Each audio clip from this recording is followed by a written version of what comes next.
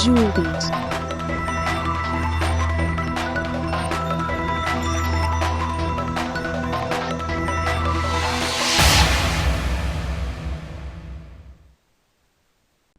Hi, నా పేరు శివ. మనం ఈ వీడియోలో స్విచ్ స్టేట్మెంట్ గురించి చూద్దాం. మనం ప్రీవియస్ వీడియోలో నెస్టెడ్ ఇఫ్స్ గురించి చూసినాము, ఇఫ్ గురించి చూసినాము, ఇఫ్ ఎల్స్ ఇఫ్ లాడర్ గురించి చూసినాము. దాంట్లో మనం నేర్చుకుంది ఏంటంటే if else is a 2-way branch statement అని. అంటే ఇఫ్ కానీ ట్రూ అయితే ఒక స్టేట్మెంట్స్ ఎగ్జిక్యూట్ అవుతాయి, ఎల్స్ అయితే ఇంకొన్ని స్టేట్మెంట్స్ ఎగ్జిక్యూట్ అవుతాయి. అదే మనము for printing pass or fail ఆ ప్రోగ్రామ్ చూసినాం ఇఫ్ ఎల్స్ యూజ్ చేసుకొని. తర్వాత ఇఫ్ ఎల్స్ ఇఫ్ లాడర్ వచ్చేసి మల్టీవే బ్రాంచ్ స్టేట్మెంట్. అంటే మల్టిపుల్ కోడ్స్ ఎగ్జిక్యూట్ చేయొచ్చు, అంటే మల్టిపుల్ స్టేట్మెంట్స్ ఎగ్జిక్యూట్ చేయొచ్చు ఆ ఇచ్చిన వాల్యూ బట్టి. అదే మనము ప్రింట్ స్టూడెంట్ గ్రేడ్ దాంట్లో చూసినాం. అంటే డిస్టింక్షన్ అయితే if else if marks greater than 75 అయితే డిస్టింక్షన్, లేదంటే ఫస్ట్ క్లాసు, లేదంటే సెకండ్ క్లాసు, లేదంటే ఫెయిల్ ప్రింట్ చేయడానికి if else if ladder use చేస్తున్నాం. That is an example of multiway branch statement. దానికంటే బెటర్గా మనకి స్విచ్ అనేది బెటర్ మల్టీవే బ్రాంచ్ స్టేట్మెంట్ ఇస్తుంది అనమాట. ఆ స్విచ్ సింటాక్స్ ఏంటంటే స్విచ్ ఆఫ్ ఎక్స్ప్రెషన్. అంటే ఈ స్విచ్ అనేది కీవర్డ్, ఎక్స్ప్రెషన్ అంటే any value which is of type byte, short, int or char. వీటిలో ఏదైనా కానీ ఎక్స్ప్రెషన్ తీసుకొని తర్వాత దాని స్విచ్కి బాడీ ఉంది or block which is there here. దాంట్లో వేరియస్ కేసెస్ ఉంటాయన్నమాట. దీంట్లో కేస్ అనేది ఒక కీవర్డ్, కేస్ వాల్యూ 1. ఒకవేళ ఎక్స్ప్రెషన్ వాల్యూ కానీ వాల్యూ 1 అయితే ఈ స్టేట్మెంట్ 1 ఎగ్జిక్యూట్ అవుతుంది. ఒకవేళ ఎక్స్ప్రెషన్ వాల్యూ 2 అయితే స్టేట్మెంట్ 2 ఎగ్జిక్యూట్ అవుతుంది. అట్లా కాకుండా ఈ ఎక్స్ప్రెషన్ వాల్యూ 1 కాకుండా వాల్యూ 2 కాకుండా ఉంటే దెన్ డిఫాల్ట్లో ఉన్నది ఎగ్జిక్యూట్ అవుతుంది. ఈ డిఫాల్ట్ అనేది కూడా ఇంకొక కీవర్డ్. ఈ డిఫాల్ట్ బ్లాక్ ఈ వేటికి మ్యాచ్ కాకపోతే, ఎక్స్ప్రెషన్ వాల్యూ వేటికి మ్యాచ్ కాకపోతే ఈ డిఫాల్ట్ బ్లాక్ ఎగ్జిక్యూట్ అవుతుంది అనమాట. ఇక్కడ ఇంకొకటి మనం పెట్టుంది ఏంటంటే ప్రతి బ్లాక్లో ఒక బ్రేక్ అనే స్టేట్మెంట్తో ఎండ్ చేస్తున్నాం. బ్రేక్ అంటే ఏం చేస్తుందంటే ఇంకా ఫర్దర్ ఎగ్జిక్యూట్ చేయకుండా అక్కడికే బ్రేక్ అయిపోయి ఆ స్విచ్ స్టేట్మెంట్ బయటకు వచ్చేస్తుంది అనమాట. సో దీంట్లో 4 కీవర్డ్స్ యూజ్ చేస్తున్నాము. స్విచ్ అనేది ఒక కీవర్డ్, ఆ స్విచ్ పక్కన బ్రాకెట్లో పెట్టిన వాల్యూ బట్టి వేరియస్ కేసెస్ ఎగ్జిక్యూట్ అవుతాయి అన్నమాట. అందుకోసం కేస్ అనేది కూడా ఇంకొక కీవర్డ్. తర్వాత డిఫాల్ట్ అనేది ఇంకో కీవర్డ్. ఆ డిఫాల్ట్ అనే కీవర్డ్ ఎప్పుడు యూజ్ చేస్తాము, ఏ వాల్యూకి మ్యాచ్ కాకపోతే ఆ డిఫాల్ట్ బ్లాక్ ఏదైనా ఎగ్జిక్యూట్ చేయాలంటే దాన్ని డిఫాల్ట్లో పెడతాము. తర్వాత బ్రేక్ అనే కీవర్డ్ యూజ్ చేసుకొని ఒక్కొక్క బ్లాక్ని ఎగ్జిట్ చేస్తాం ఆర్ ఆ స్టేట్మెంట్ నుంచి బయటకు వచ్చేస్తే దానికి వి యూజ్ బ్రేక్ అనమాట. దీంట్లో ఎక్స్ప్రెషన్ వచ్చేసి బైట్ కానీ, షార్ట్ కానీ, ఇంట్ కానీ, కార్ కానీ ఈ టైప్స్కి సంబంధించి ఉండాలి ఎక్స్ప్రెషన్. ఇంకొకటి ఏంటంటే స్ట్రింగ్ JDK 7 యూజ్ చేస్తున్నట్టయితే ఎక్స్ప్రెషన్ స్ట్రింగ్ కూడా ఉండొచ్చు. స్ట్రింగ్ ఇచ్చేసి ఆ స్ట్రింగ్ లిటరల్ వాల్యూ ఇక్కడ ఇవ్వచ్చు. అటువంటిది కూడా స్విచ్ కేసులో సపోర్ట్ చేస్తుంది అనమాట. ఇంకొక ఇంపార్టెంట్ పాయింట్ ఏంటంటే each value provided in case should be a literal value and variables are not allowed here. ఇక్కడ ఏంటంటే case should be a literal value. అంటే మనం 10 అనే నెంబరు, లేదంటే 5 అనే నెంబరు, లేదంటే E అనే క్యారెక్టర్ ఇట్లా లిటరల్ లాగా ఉండాలి. వేరియబుల్ నేమ్ని మనము అక్కడ ఇచ్చుకోలేం, వేరియబుల్స్ని ఇవ్వలేం ఇక్కడ ఈ కేస్ వాల్యూ దగ్గర. And duplicate case values are not allowed. అంటే ఒకే వాల్యూ ఉన్నటి 2 కేసెస్ ఉండకూడదు. అంటే కేస్ వాల్యూ 1 ఇక్కడ ఉండి తర్వాత మళ్ళీ కేస్ వాల్యూ 1 ఇక్కడ ఉందనుకోండి, అంటే ఇప్పుడు ఎక్స్ప్రెషన్ వాల్యూ 1 అయితే ఈ బ్లాక్ ఎగ్జిక్యూట్ చేయాలా, ఈ బ్లాక్ ఎగ్జిక్యూట్ చేయాలా తెలియదు కదా. అందుకోసం duplicate case values are not allowed. Last point ఏంటంటే the type of each value must be compatible with the expression. ఈ ఎక్స్ప్రెషన్ వాల్యూకి ఈ వాల్యూ ఇక్కడ ఇచ్చిన కేస్ లేబుల్స్ అంటారు కదా, ఈ వాల్యూస్కి కంపాటబిలిటీ ఉండాలి. అంటే ఇక్కడ ఇంటీజర్స్ ఉంటే ఇక్కడ ఇంటీజర్స్ ఉండాలి, లేదంటే ఇంటీజర్స్తో కంపాటబుల్ ఉన్నట్టు అంటే క్యారెక్టర్ అటువంటి అయినా ఉండొచ్చు అనమాట. ఒకదానికొకటి కంపాటబిలిటీ ఉండాలి. ఇక్కడ మనం ముందు అనుకున్నట్టు ఎక్స్ప్రెషన్ వాల్యూ బట్టి ఆ కేస్ ఏ కరస్పాండింగ్ కేస్ ఉందో అది ఎగ్జిక్యూట్ అవుతుంది. ఒకవేళ దేంతో మ్యాచ్ కాకపోతే డిఫాల్ట్ బ్లాక్ ఎగ్జిక్యూట్ అవుతుంది. కానీ ఇంకొకటి ఏంటంటే it's not necessary to have a default statement for every switch. ప్రతి స్విచ్ బ్లాక్కి డిఫాల్ట్ ఉండాల్సిన అవసరం లేదు.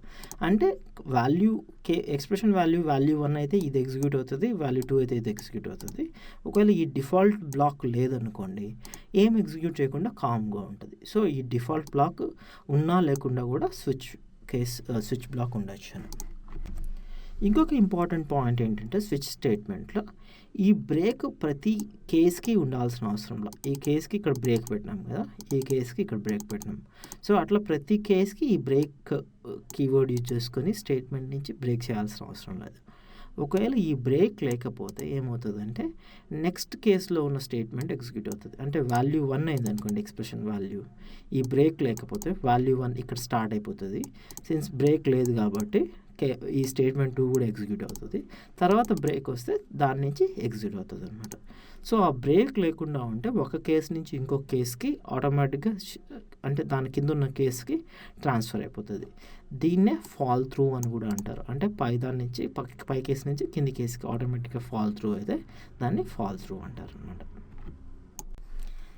ఈ స్విచ్ స్టేట్మెంట్ని అర్థం చేసుకోవడానికి మనము ప్రింట్ డైరెక్షన్ అనే ప్రోగ్రామ్ చూద్దాం. ఈ ప్రింట్ డైరెక్షన్ అనే ప్రోగ్రామ్ ఏం చేస్తుందంటే డైరెక్షన్ వాల్యూ బట్టి ఆ డైరెక్షన్ డిస్క్రిప్షన్ ప్రింట్ చేస్తుంది. అంటే డైరెక్షన్ ఎస్ అయితే సౌత్ అని ప్రింట్ చేస్తుంది, ఒకవేళ డైరెక్షన్ ఈ అయితే ఈస్ట్ అని ప్రింట్ చేస్తుంది, ఒకవేళ డైరెక్షన్ డబ్ల్యూ అయితే వెస్ట్, ఒకవేళ డైరెక్షన్ నార్త్ అయితే నార్త్ అని ప్రింట్ చేస్తుంది. ఒకవేళ డైరెక్షన్ కానీ వీటిల్లో ఏది కాకపోతే అన్నోన్ డైరెక్షన్ అని ప్రింట్ చేస్తుంది అన్నమాట. తర్వాత ఈ స్విచ్ స్టేట్మెంట్ అయిన తర్వాత ఆఫ్టర్ స్విచ్ అనేది కూడా ఈ ప్రోగ్రామ్ ప్రింట్ చేస్తుంది. ఈ ప్రోగ్రామ్ని మనం ఇంతకుముందు చూసిన స్విచ్ ఎక్స్ప్రెషన్ ఈ సింటాక్స్తో కంపేర్ చేస్తే ఇక్కడ స్విచ్ అనేది కీవర్డ్, ఆ స్విచ్ కీవర్డ్ అట్లనే ఉంది. ఈ ఎక్స్ప్రెషన్ వచ్చేసి any value which is of type byte, short, int or char అనమాట. సో అందుకోసం ఇక్కడ మనం డైరెక్షన్ ఇచ్చినాం. తర్వాత కేస్ వాల్యూస్ ఉన్నాయి, కేస్ వాల్యూ 1, కేస్ వాల్యూ 2 అట్లా ఉంది. అది వచ్చేసి ఇక్కడ మనం case E, case W, case S, case north అట్లా ఉంది. ప్రతి కేస్ స్టేట్మెంట్కి మనం ఇక్కడ బ్రేక్ ఇచ్చినాము. బ్రేక్ అంటే ముందు ఒక స్టేట్మెంట్ ఇచ్చినాం, దానికోసం ఆ స్టేట్మెంట్ ఇక్కడ మనం system.out.println ఇచ్చినాము. తర్వాత బ్రేక్స్ ఉన్నాయన్నమాట ప్రతి కేస్కి. తర్వాత లాస్ట్ థింగ్ ఏంటంటే ఈ డిఫాల్ట్ అంటే దేనికి మ్యాచ్ కాకపోతే ఆ డిఫాల్ట్ కేస్ కూడా ఇక్కడ ఇంక్లూడ్ చేస్తున్నాం మనం. So the same thing what we have discussed here in the syntax here, అదే యూజ్ చేసుకొని మనం ఇక్కడ యూజ్ చేస్తున్నాం. దీంట్లో switch, case, break and default are the 4 keywords which are used. దీన్ని స్విచ్చింగ్ ఎక్స్ప్రెషన్ అనుకోవచ్చును. వీటిని లేబుల్స్ అంటారు. ఈ, డబ్ల్యూ, ఎస్, ఎన్ అనేది లేబుల్స్.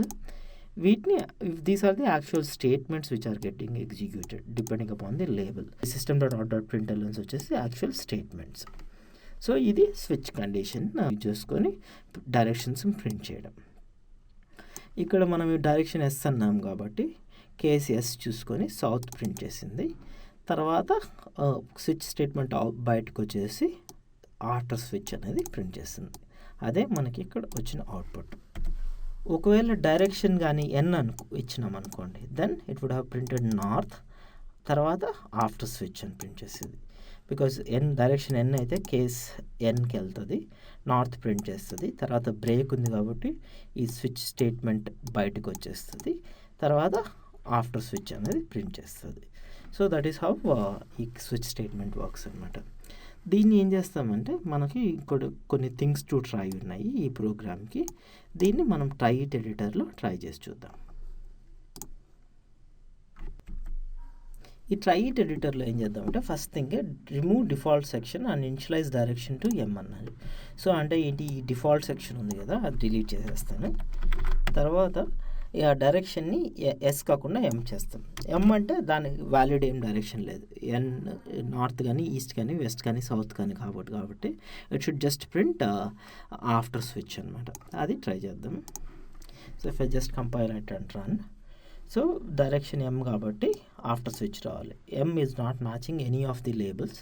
సో ఈ స్విచ్ స్టేట్మెంట్లో ఏమీ జరగట్లేదు, దాని తర్వాత ఉన్న ఆఫ్టర్ స్విచ్ మాత్రమే ప్రింట్ అవుతుంది. నెక్స్ట్ థింగ్ ఏంటంటే remove the break statement after line C. ఈ లైన్ సి ఉంది కదా, దీని తర్వాత బ్రేక్ స్టేట్మెంట్ తీసేసి the control does not break after line C and executes line D and hence prints north. Since it encounters break line D, this is also called fall through. Next ఏం చేస్తానంటే నేను ఇక్కడ ఈ case ఉంది కదా, direction equal to yes చేస్తాను. మళ్ళీ ఈ బ్రేక్ స్టేట్మెంట్ ఇక్కడ ఏదైతే ఉందో ఎస్ తర్వాత సౌత్ కేస్ ఎస్లో ఉన్న బ్రేక్ స్టేట్మెంట్ని అది డిలీట్ చేసేస్తాను.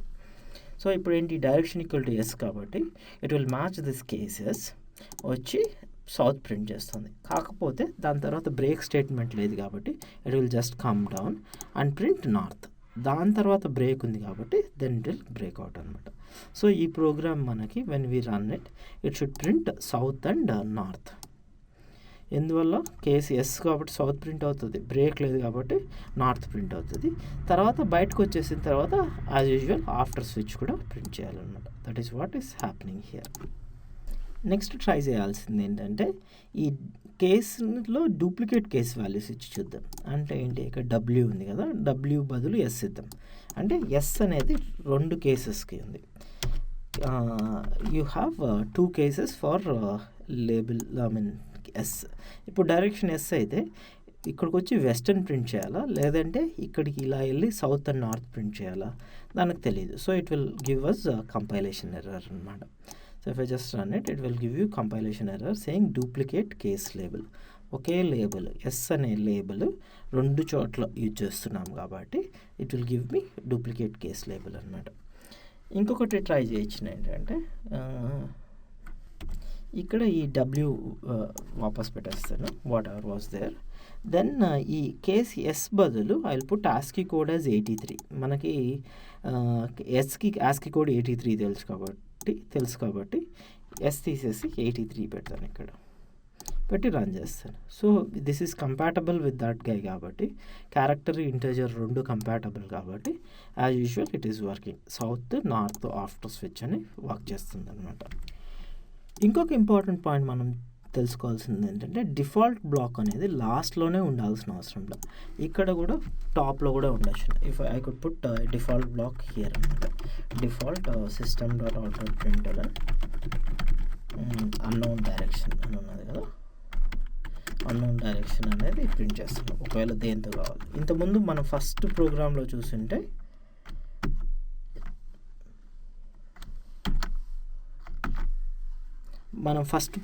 చూస్తుంటే డిఫాల్ట్ బ్లాక్ వచ్చేసి లాస్ట్లో ఉన్నది. ఇదే డిఫాల్ట్ బ్లాక్ నేను ముందు పైన పెట్టినా అనమాట ఇక్కడ. అయినా కానీ ఈ ప్రోగ్రామ్ వర్క్ చేస్తుంది. ఎందువల్ల అంటే దానికి డిఫాల్ట్ బ్లాక్ ఇక్కడే లాస్ట్లో ఉండాలి అని అట్లా రూల్ ఏం లేదనమాట. డిఫాల్ట్ బ్లాక్ ఎక్కడైనా ఉండొచ్చును, ఫస్ట్లో అయినా ఉండొచ్చును, లేదు అంటే మధ్యలో అయినా ఉండొచ్చును, లేదంటే లాస్ట్లో అయినా ఉండొచ్చును. సో డిఫాల్ట్ బ్లాక్ కరెక్ట్గా పనిచేస్తుందో లేదో దానికి ఏం చేస్తానంటే if I just put the direction as M which is not matching any one of them, then మనకి if I compile and run then it should show me the default unknown direction అని print చేయాలి. తర్వాత after switch అనేది print చేయాలి. ఈ వీడియోలో మనము switch statements syntax చూసినాము. ఆ స్విచ్ స్టేట్మెంట్ యూజ్ చేసుకొని ప్రింట్ డైరెక్షన్ అనే ప్రోగ్రామ్ని ఎట్లా ఎగ్జిక్యూట్ చేయొచ్చు చూసినాము. దాంట్లో వేరియస్ థింగ్స్ టు ట్రై, అంటే duplicate case labels, Aashiqui code పెట్టి చూడడము, డిఫాల్ట్ బ్లాక్ పైన కింద మూవ్ చేయడము, ఇవన్నీ చూసినాము. ఇంకా ఆ స్విచ్ స్టేట్మెంట్కి ఉన్న వేరియస్ రూల్స్, అంటే కేస్కి లిటరల్ వాల్యూ ఉండాలి, వేరియబుల్స్ ఉండకూడదు. తర్వాత every value should be compatible with expression అనేది చూసినాము. తర్వాత ఫాల్ త్రూ అనేది ఏంటి కూడా అనేది ఈ వీడియోలో డిస్కస్ చేసినాం. మనము నెక్స్ట్ వీడియోలో ఇఫ్ ఎల్స్ ఇఫ్ లాడర్కి స్విచ్కి ఉన్న కంపారిజన్ అది డీటెయిల్డ్గా మనం నెక్స్ట్ వీడియోలో డిస్కస్ చేద్దాం.